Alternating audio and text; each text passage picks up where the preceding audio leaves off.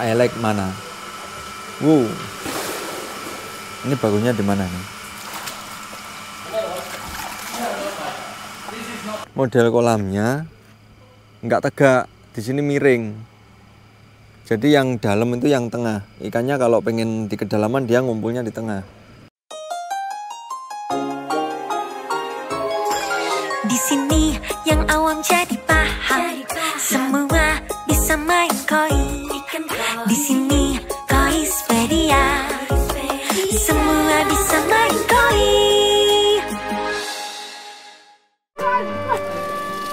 Tsunami, tsunami. Ini kita sempat kaget ya, karena ada bunyi sirine tiba-tiba dan ini bukan tempat kita atau bukan negara kita, jadi kita nggak ngerti. Ternyata sirine ini berbunyi pada jam 12 siang, yaitu waktunya makan siang untuk para pekerja yang ada di ladang, karena mereka rata-rata tidak membawa jam. Jadi ada sirine peringatan untuk mereka makan siang. Ini apa nama pumpnya?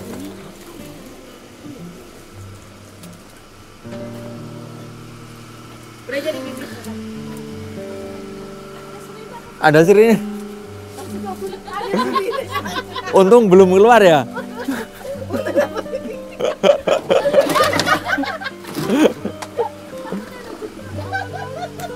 Apa man namanya man? Gak ada tulisan. Nigas Nagashima. Oke. Nagashima Koi Farm.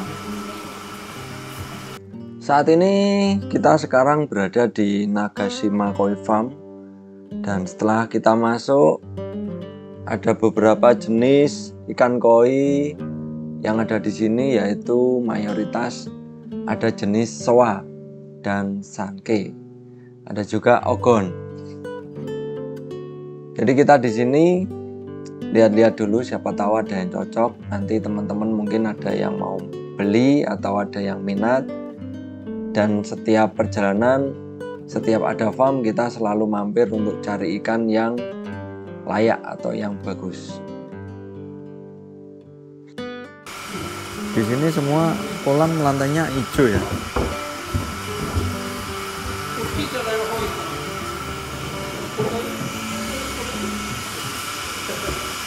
Oh, mau jaring. Ini kan kayaknya udah puasa ini. Ini kalau kena air dingin, ikannya itu diem di bawah. Tapi nggak apa-apa. Di sini kayaknya nggak ada yang sakit. Ini kalau di tempat kita sudah pada takut mungkin ya. Para penghobi-penghobi di Indonesia itu kalau tahu ikan diem, nggak bergerak sama sekali, itu udah pikirannya kemana-mana. Plastik ini dindingnya double 2 ya, depan dalam ada, di luar juga ada. Kalau ini kaca, dingin banget, tak buka, tutup lagi.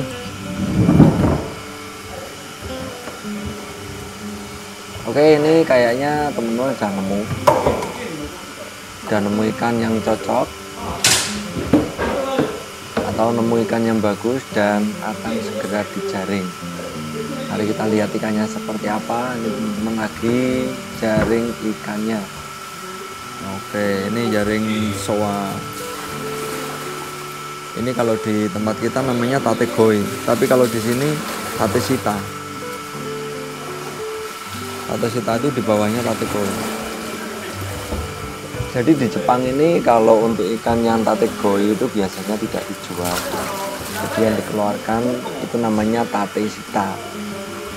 Kalau tate goi itu harapannya ikan yang bisa untuk show, jadi tidak dijual gitu.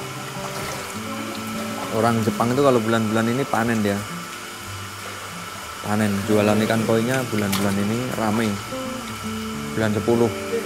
Nah, untuk ikan seperti ini kalau di tempat kita di Indonesia itu biasanya disebut dengan sebutan tate goi atau calon ikan super.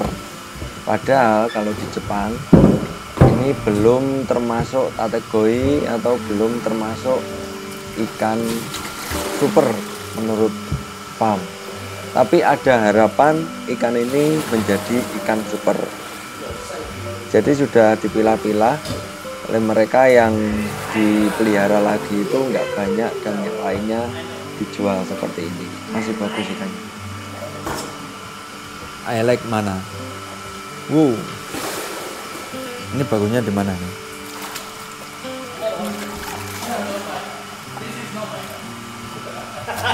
Yang dipilih gini ya. Mari kita cermati untuk ikan ukuran segini ya. Ini kurang lebihnya 50 cm. Suminya belum finish. Kalau di Indonesia mayoritas sudah finish ya untuk ikan segini. Jadi di Jepang itu finishnya lama, bahkan sampai ikan jumbo. Tempatnya Soa ini. Coba kita lihat di luar. Matpon ada ikannya nggak ya? Di luar ada matpon, yuk keluar. Kita coba keluar dulu. Ini saya coba untuk keluar. Mari kita melihat kolam lumpur atau matponnya. Seperti apa modelnya dan seberapa besar kolamnya. Nah, ini ada matpon di sini. Udaranya itu loh yang bikin ngangen nih Jepang. Dingin, sejuk, apalagi pas kena sinar matahari gini. Enak. Ini di matpon kelihatan ikannya ukurannya gede-gede, belum diangkat.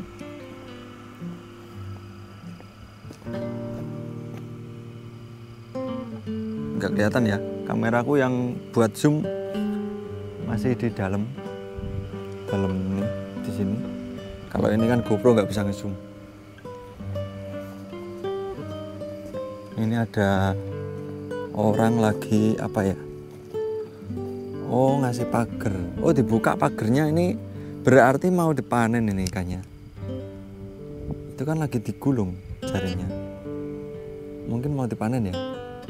Ini matpon seukuran kolam-kolam kita yang ada di Blitar, tapi modelnya nggak kayak di Blitar. Kalau di Blitar itu kan tegak. Coba turun ya. Turun nanti bisa naik nggak ya? Ah, sini aja lah.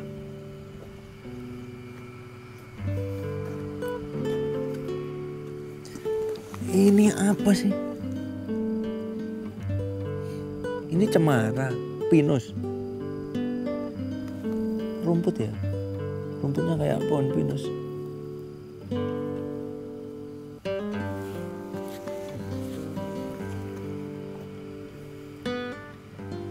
Nah, jadi model kolamnya itu,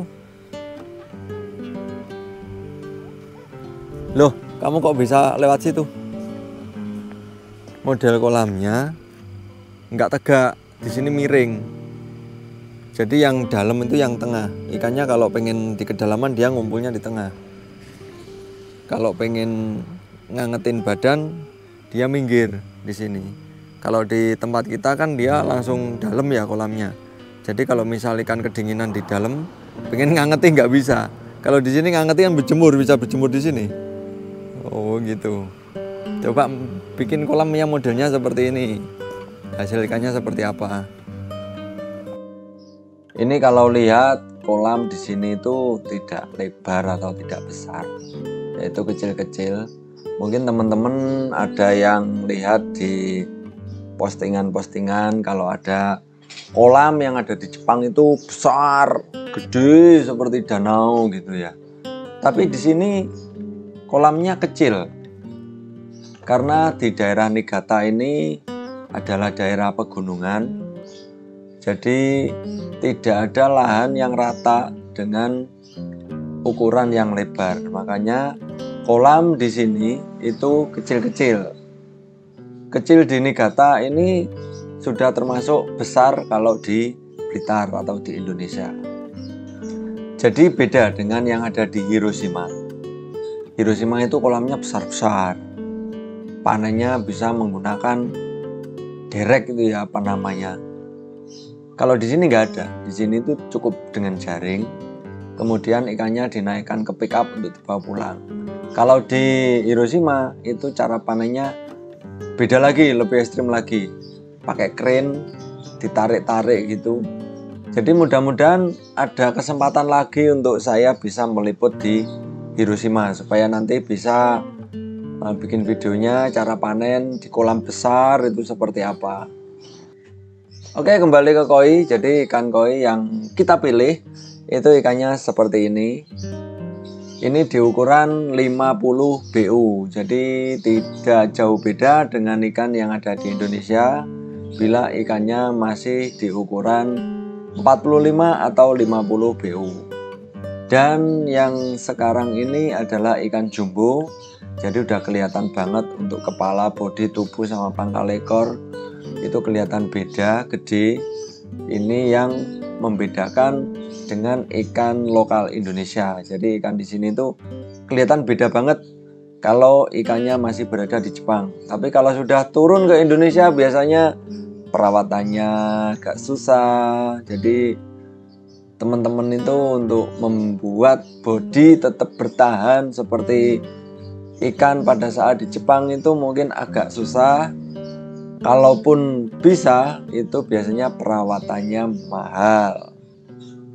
Jadi banyak dealer-dealer atau penjual ikan koi lokal di Indonesia maupun di negara lain yang beli ikannya ke Jepang itu ukuran Nisai atau 50 ke bawah. Jadi Nisai itu 2 tahun, antara 45 sampai 55 biasanya. Itu mereka beli untuk dipasarkan di negaranya.